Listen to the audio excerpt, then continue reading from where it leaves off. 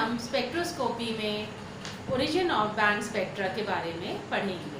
पिछले लेक्चर में हमने देखा कि एब्जॉर्प्शन स्पेक्ट्रम क्या है, एमिशन स्पेक्ट्रम क्या है, स्पेक्ट्रोमीटर से किस प्रकार से हम स्पेक्ट्रम प्राप्त करते हैं। आज हम आगे देखते हैं कि बैंड स्पेक्ट्रा हमको कैसे मिलता है। तो हम मानते हैं कि जो मॉलिक्यूल के एनर्जी लेवल्स हैं, E1 एंड E2 हमने बताया, दो एनर्जी लेवल्स हैं, उनमें जो है मॉलिक्यूल कब ट्रांसमिट होगा, कब ट्रांजिशन करेगा, जब दोनों एनर्जी लेवल्स का जो डिफरेंस है वो किसके बराबर है, जो रेडिएशन उसके ऊपर इंसिडेंट है उसकी एनर्जी के बराबर होगी, तभी जो है आपको एब्जॉर्प्शन होगा। यानी कि del E is equal to H nu is equal to H C upon lambda. दोनों लेवल्स का जो एनर्जी डिफरेंस है डेल E, जब वो किसके बराबर है, जो रेडिएशन हम डाल रहे हैं उसकी एनर्जी के बराबर है, और न्यू हमें पता है फ्रीक्वेंसी होती है जो कि c अपॉन लैम्डा वेलोसिटी और वेवलेंथ के c अपॉन लैम्डा के बराबर होती है। अब बच्चों, जब एब्जॉर्प्शन हो जाता है रेडिएशन का, तो उससे क्या होता है, जो आंतरिक ऊर्जा है मॉलिक्यूल की, इंटरनल एनर्जी है, वो इंक्रीज हो जाती है by the absorption of radiation. और हमें पता है इंटरनल एनर्जी क्या होती है किसी मॉलिक्यूल की। इंटरनल एनर्जी जो है वो किससे मिलकर बनती है, ट्रांसलेशनल एनर्जी जिसको कि हम ET बोलते हैं, rotational energy ER, vibrational energy EV and electronic energy EE। ये सारे जो डिफरेंट मोशंस हैं इनसे जो है वो ये इंटरनल एनर्जी जो है वो डिपेंड करती है। ट्रांसलेशनल मोशन क्या होता है, अलॉन्ग वन डायरेक्शन ओनली जब मोशन होता है, X axis, Y axis, Z axis. Rotational energy, rotational क्या है, घूर्णन क्या है, जब वो अपने एक्सिस पे मॉलिक्यूल जो है वो रोटेट करता है, एटम्स रोटेट करते हैं। वाइब्रेशनल एनर्जी, जब आपस मतलब वो एक दूसरे के सापेक्ष जो है वो कंपन करते हैं, वाइब्रेट करते हैं एटम्स। और इलेक्ट्रॉनिक एनर्जी यानी कि जो डिफरेंट इलेक्ट्रॉनिक एनर्जी लेवल्स हैं उनमें जब जो है ट्रांजिशन होता है। अब इसके बेसिस पे बॉर्न ओपनहीमर अप्रॉक्सीमेशन हम पढ़ेंगे। तो बॉर्न ओपनहीमर अप्रॉक्सीमेशन क्या कहता है कि जो टोटल एनर्जी है वो किसके बराबर होगी, मॉलिक्यूल की जो टोटल एनर्जी है वो उसकी ट्रांसलेशनल स्थानांतरण, रोटेशनल घूर्णन, वाइब्रेशनल कंपन और ई इलेक्ट्रॉनिक एनर्जी के बराबर होगी। अब बच्चों, ट्रांसलेशनल एनर्जी जो है, स्थानांतरण ऊर्जा जो है वो क्वांटाइज नहीं होती, इसलिए जो टोटल एनर्जी है उसको हम किसके बराबर मानते हैं, ER plus EV plus EE के बराबर मानते हैं। अब अगर हम एनर्जी का मान का जो रिलेशन देखें तो इलेक्ट्रॉनिक ऊर्जा जो है उसकी एनर्जी काफ़ी अधिक होती है वाइब्रेशनल एनर्जी से, जिसकी रोटेशन एनर्जी से ज़्यादा होती है, और सबसे कम जो है वो ट्रांसलेशनल एनर्जी की होती है। तो हम मानते हैं कि जो टोटल एनर्जी डिफरेंस आएगा डेल E टोटल, वो del E electronic plus del E vibration plus del E rotation के बराबर होगा। और डेल E इलेक्ट्रॉनिक की जो वैल्यू है वो डेल E वाइब्रेशन इंटू 10⁻³ और which is approximately equal to del E rotational into 10⁻⁶। तो बच्चों, हमें जब हमने डिफरेंट रेडिएशंस के बारे में पढ़ा था तो हमने पढ़ा था कि यहाँ पर आपका UV है मेन, जो सबसे ज़्यादा हम स्पेक्ट्रोस्कोपी पढ़ेंगे वो UV से related, visible, IR and then microwave. ये चार रेडिएशंस जो है हमारे सबसे ज़्यादा काम आएंगे। तो UV विजिबल से जो है वो आपको इलेक्ट्रॉनिक स्पेक्ट्रोस्कोपी जो हम पढ़ेंगे, IR से वाइब्रेशनल स्पेक्ट्रोस्कोपी और माइक्रो से रोटेशनल स्पेक्ट्रोस्कोपी। तो हमने कहा था कि इस तरफ जो है लैम्डा इंक्रीज होता है, यानी कि सबसे ज़्यादा जो वेवलेंथ होगी वो किसकी होगी, माइक्रोवेव्स की, और इससे उल्टी इसकी एनर्जी होती है, फ्रीक्वेंसी होती है, जो कि इनवर्सली प्रोपोर्शनल है लैम्डा की। लैम्डा इंक्रीज हो रही है तो एनर्जी और फ्रीक्वेंसी जो है डिक्रीज हो रही है। तो यानी कि क्या हुआ, अगर हम किसके बीच में कंपेयर करें, वाइब्रेशनल और रोटेशनल के बीच में, कंपन और घूर्णन के बीच में कंपैरिजन करें तो किसकी एनर्जी ज़्यादा है, E वाइब्रेशनल जो है उसकी एनर्जी E रोटेशनल से ज़्यादा होगी। ठीक है, तो बॉन ओपेनहीमर ने कहा कि इन दोनों की, क्योंकि एनर्जीज में काफी डिफरेंस है, इसलिए ये एक दूसरे के ऊपर इफेक्ट नहीं डालेंगे और ये इंडिपेंडेंटली जो है ये काम करेंगे, एक दूसरे को इफेक्ट नहीं करेंगे। अब बच्चों, ये जो डिफरेंट एनर्जी है इनकी जो वैल्यूज होंगी वो किससे हम डिटरमाइन करेंगे? क्वांटम नंबर से। जिस प्रकार से हमने पढ़ा था जब हमने क्वांटम मैकेनिक्स पढ़ी थी कि इलेक्ट्रॉन जो है वो उसका जो मोशन है, ऑर्बिटल मोशन है, वो क्वांटाइज्ड होता है। इसी प्रकार से हम पढ़ेंगे कि रोटेशनल, वाइब्रेशनल और इलेक्ट्रॉनिक ये सारे जो है क्वांटाइज्ड होते हैं। केवल ट्रांसलेशनल मोशन जो है, ट्रांसलेशनल एनर्जी जो है वो क्वांटाइज्ड नहीं होती है। इसलिए इनकी वैल्यूज अगर हमको निकालनी होंगी तो हम किसकी मदद से निकालेंगे? Rotational quantum number, vibrational quantum number और प्रिंसिपल क्वांटम नंबर। अब अगर हम इनकी वैल्यूज की बात करें कि रोटेशनल एनर्जी किसके बराबर है, तो it is J into J+1 h²/8π²I। J क्या है? रोटेशनल क्वांटम नंबर है। ER जो है वो हमारी रोटेशनल एनर्जी है, ठीक है। तो it is J into J+1 h²/8π²I। अब बच्चों यहाँ पर J तो रोटेशनल क्वांटम नंबर है, H प्लैंक्स कांस्टेंट है और I क्या है? मोमेंट ऑफ इनर्शिया यानी कि जड़त्व आघूर्ण। अब हम वाइब्रेशनल एनर्जी की बात करें तो this is equal to V+½ h/2π k/μ under the root. तो यहाँ पर V जो है वो वाइब्रेशनल क्वांटम नंबर है जो कि हमको वाइब्रेशनल एनर्जी का मान बताएगा, और K जो है वो फोर्स कांस्टेंट है, बल नियतांक है, और म्यू जो है वो रिड्यूस्ड मास है यानी कि समानीत द्रव्यमान है। अब हम इलेक्ट्रॉनिक एनर्जी की बात करें तो वहां पर हमारा क्या काम आएगा? प्रिंसिपल क्वांटम नंबर, और इसका मान क्या होगा? -2π me²/n²h²। ठीक है, तो यहाँ पे n जो है वो प्रिंसिपल क्वांटम नंबर है, h आपका प्लैंक्स कांस्टेंट है, और ये सब चीजें हम जानते ही हैं, मास है, इलेक्ट्रॉनिक चार्ज है और वैलेंसी है।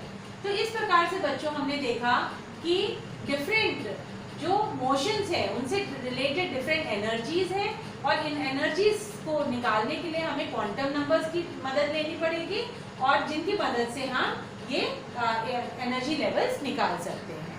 तो अब हम देखेंगे कि हमको किस प्रकार से रोटेशनल, वाइब्रेशनल और इलेक्ट्रॉनिक स्पेक्ट्रा मिलते हैं। तो बच्चों इसके लिए हमने डिफरेंट जो है एनर्जी लेवल्स बनाए हैं। n = 1, n = 2, n = 3, ये आपका इलेक्ट्रॉनिक लेवल्स बता रहा है। First electronic energy level, second and third. ये आपका ग्राउंड स्टेट हो गया, ये एक्साइटेड स्टेट हो गया, है ना। अब हम कह रहे हैं कि हमारे पास एक इलेक्ट्रॉनिक जो लेवल है उसमें कितने वाइब्रेशनल लेवल्स हैं? 0, 1, 2, 3, 4, ये हमारे वाइब्रेशनल लेवल्स हैं। और अगर हम सिर्फ एक वाइब्रेशनल लेवल देखें 0 to 1, तो उसमें हम 1, 2, 3, 4 ये हमारे 4 रोटेशनल लेवल्स हैं। तो इस प्रकार से हमने 3 चीजें इसमें दिखाई हैं: electronic energy levels, rotational energy levels and vibrational energy levels. तो सबसे पहले तो आपको ये समझ में आना चाहिए कि जब एक इलेक्ट्रॉनिक एनर्जी लेवल है उसके अंदर रोटेशनल लेवल, वाइब्रेशनल लेवल्स हैं, और वाइब्रेशनल लेवल के अंदर रोटेशनल लेवल है, ठीक है। अब हम 3 टाइप के हमने एग्जाम्पल देखने हैं। पहला है pure rotational transition. Rotational transition यानी कि केवल किस में हो रहा है? एक रोटेशनल लेवल में ट्रांजिशन हो रहा है, बस, ना इलेक्ट्रॉनिक में हो रहा है ना वाइब्रेशनल में हो रहा है। तो बच्चों अगर हम इसको देखें, इसका लेवल हमें लिखना है तो क्या लिखेंगे? ये फर्स्ट इलेक्ट्रॉनिक में है तो E1 है, ये कौन से वाइब्रेशनल लेवल में है?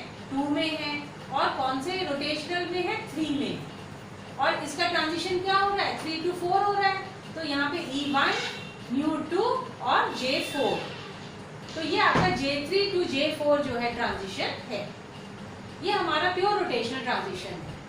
इसके बाद हम देखें वाइब्रेशनल रोटेशनल ट्रांजिशन, तो इसके अंदर क्या हो रहा है? वाइब्रेशनल भी ट्रांजिशन हो रहा है और साथ में रोटेशनल भी हो रहा है। तो इलेक्ट्रॉनिक एनर्जी लेवल तो फर्स्ट ही है। अब ये वाला एग्जांपल हम देख रहे हैं, तो इसमें आपका वाइब्रेशनल कौन सा है? 0, ये 1, ये 0 का था, ये 1 का आ गया वाइब्रेशनल लेवल। और रोटेशनल लेवल देखें तो ये फर्स्ट वाले में थर्ड पे है, और ये 1 से 2 जो वाइब्रेशनल लेवल है आपका उसमें फोर्थ लेवल पर है। तो इसलिए इसको हम क्या नाम देंगे, E1, ν0 और J3। और ये कहाँ जा रहा है, E1, ν1 और J4। इस प्रकार से हमको इनका जो है नंबरिंग करनी होती है ना। ये चीज आप अच्छे से समझ लीजिए कि हमने electronic energy level, vibrational energy level और उसके अंदर रोटेशनल एनर्जी लेवल। तो जब vibrational energy level, vibrational transition हो रहा है तो साथ में जो है रोटेशनल ट्रांजिशन तो होगा ही, क्योंकि उसकी एनर्जी तो उससे भी कम है। जब हम थोड़ी सी एनर्जी देंगे रोटेशनल ट्रांजिशन हो सकता है, तो जब हम ज़्यादा एनर्जी देंगे तो वाइब्रेशनल ट्रांजिशन तो होंगे, साथ में रोटेशनल ट्रांजिशन भी होंगे। अब हम थर्ड केस देखें इलेक्ट्रॉनिक ट्रांजिशन का। इसमें एक एनर्जी लेवल से, जो इलेक्ट्रॉनिक एनर्जी लेवल से दूसरे इलेक्ट्रॉनिक एनर्जी लेवल में ट्रांजिशन हो रहा है। तो पहले तो हमने क्या कर दिया, E1 से आपका E2, E1 से, अच्छा ये है आपका इलेक्ट्रॉनिक ट्रांजिशन, तो E1 से E2 हो गया। फिर अब इसमें आप देखिए, इसका ये 0 लेवल था और इसका ये 2 लेवल है वाइब्रेशन, तो ν0 से ν2। और अगर हम रोटेशनल देखें तो 1, और इसका अगर हम इसका ये देखें, रोटेशनल देखें तो J1 to J1, ठीक है। तो कहीं भी हो सकता है इसका जो है ट्रांजिशन किस हिसाब से हो रहा है, वो कुछ भी हो सकता है।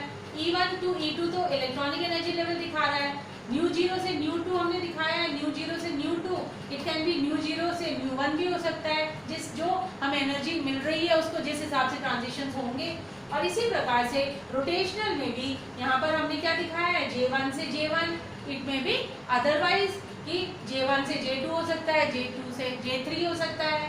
पर हमेशा जो ट्रांजिशंस होंगे हर एक रोटेशनल में, वाइब्रेशनल में, इलेक्ट्रॉनिक में, वो एक क्वांटम नंबर के डिफरेंस से होंगे, जैसे कि हमने सिलेक्शन रूल्स यहाँ पर बताए हैं। तो सबसे पहले हम देखें कि जो रोटेशनल स्पेक्ट्रम था, जिसको कि हमने क्या बोला, प्योर रोटेशनल ट्रांजिशन, इसकी बात हम करें तो बच्चों इसके लिए सबसे कम एनर्जी रिक्वायर्ड है, यानी कि कितनी 0.005 eV अगर हम एनर्जी दे देंगे तो रोटेशनल ट्रांजिशन पॉसिबल हो जाएगा, ठीक है। और एक रोटेशनल लेवल से दूसरे रोटेशनल लेवल में ट्रांजिशन हो जाएगा। ये जो एग्जाम्पल है ये कौन सी रेडिएशन के द्वारा हो सकता है, मतलब हम कौन सी रेडिएशन डालेंगे तो रोटेशनल ट्रांजिशन हो जाएगा, या तो हम फार IR डालेंगे, IR को भी हम विभाजित कर देते हैं, आपका नियर IR और फार IR। तो फार में लैम्डा ज्यादा हुई और इसमें जो है एनर्जी ज्यादा हुई।